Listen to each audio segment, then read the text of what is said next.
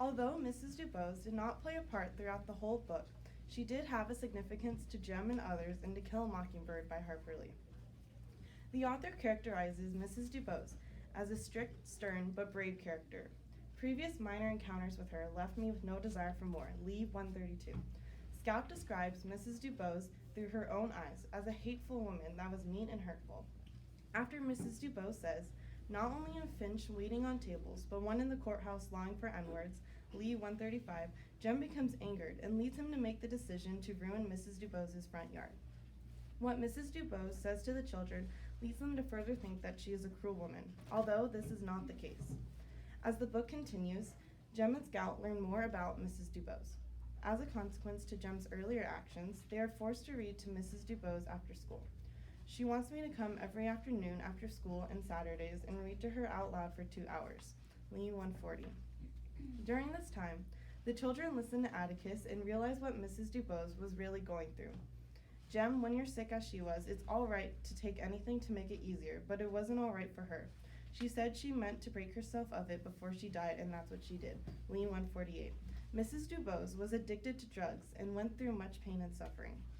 Through this whole time, Jem and Scout did not know that and judged her because of her outbursts and extreme corrections.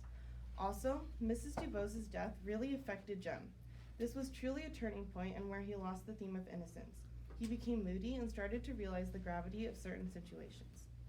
Harper Lee developed Mrs. Dubose through Scout's perspective, but by also slowly revealing different characteristics.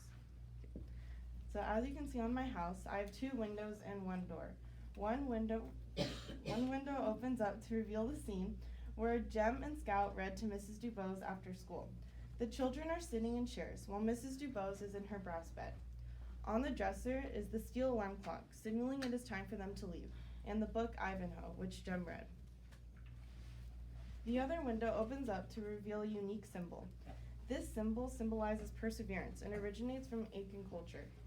Its official title is Wawa Aba, or seed of the Wawa tree. It is used as describing someone as strong and tough. I use this symbol because Mrs. Dubose persevered and was brave through her addiction and disease. Under the door is a symbol displaying all gender. This image is supposed to represent the theme of prejudice in Newcomb society. The X over the symbol also shows how the prejudice.